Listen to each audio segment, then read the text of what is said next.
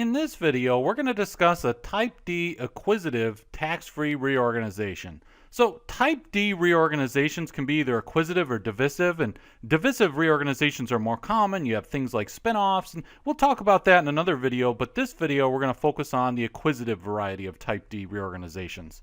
So let's say that there's a corporation called Chimp Children's Parties, right? So Chimp Children's Parties, you have a chimpanzee friend of yours who does these children's parties, and you own all 40 shares, so you own 100% of this corporation, and you are going to purchase another corporation called Chimp Sushi Chef Restaurant, right? So this is the target, this Chimp Sushi, and so you decide that you want to acquire Chimp Sushi, and Chimp Sushi has a shareholder named Thelma who owns all 75 shares, right? So you decide that you want to acquire Chimp Sushi, and so what you're going to do is you're going to transfer. Let's say Chimp Children's Parties issues another 60 shares. So right now there's 40 shares outstanding, but you issue another 60 shares, and then you give those shares to Chimp Sushi, right? And what Chimp Sushi is going to give you in return is they're going to give you substantially all of their assets.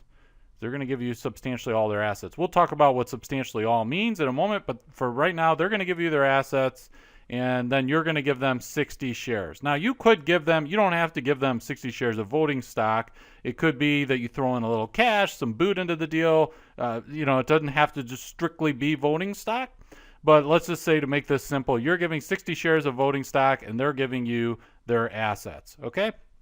Now, what is going to happen? So now you have all of Chimp Sushi assets are now part of your company, right? And so Chimp Sushi, well, what do they have? They don't have any assets anymore, but they have 60 shares of Chimp's Children's Parties, right? So what they're going to do is they're basically going to distribute those shares are going to go to Thelma. So Chimp Sushi, let's just say they're going to dissolve. They're not going to exist anymore because they're going to give the 60 shares of Chimp Children's Parties, which I'll call CCP. Those 60 shares are going to go to Thelma, who used to be the sole shareholder of Chimp Sushi.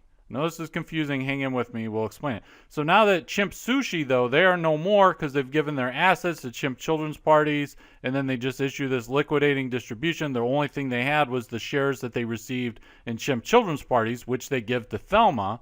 So now Thelma doesn't have any more shares in Chimp Sushi because Chimp Sushi is no more, right? Again, Chimp Sushi gave all its assets to Chimp Children's Parties in exchange for 60 shares of Chimp Children's Parties, which Chimp Sushi then turned around and gave all 60 of those shares, gave them all to Thelma, right? Their previous shareholder. So now Thelma owns 60 shares of CCP. So now Thelma owns 60 shares. So Thelma owns 60%. So let's just say these are all voting shares. So now Thelma owns 60% of CCP, and you own 40% of CCP. So this is the interesting thing about a Type D acquisitive reorganization, is that you basically have where you go to this target and you're acquiring this target and you get their assets, and then you give them your shares in exchange. But at the end of the day, either the target or the target shareholder, in this case Thelma, is going to be controlling the purchasing corporation, right? So it's interesting that the Chimp Children's Parties actually was the purchaser. They're the one doing acquiring the target, and yet after all is said and done, Thelma now has control of Chimp Children's Parties. And actually it has to go that way. It has to either be a shareholder of the target or the target that is controlling the purchaser for it to count as a Type D. And you might be thinking, well, what is control, and what is substantially all the assets? Because we said that substantially all the assets of Chimp Sushi needed to be transferred to Chimp Children's Parties. Well, when we say substantially all, it's actually similar. If you remember when we talk about Type C reorganizations, 70% of the fair market value of the gross assets. So Chimp Sushi, whatever the fair market value of their gross assets, they had to give at least 70% when they were giving the assets to Chimp Children's Parties in exchange for stock.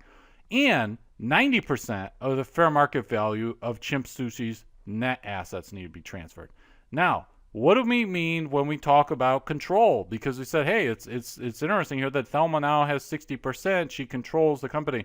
So, and she has to control the company immediately afterwards. So she has to have at least 50% of the combined voting power of all classes of voting stock, and then 50% of the value of all classes of stock in general, whether they be voting or non-voting.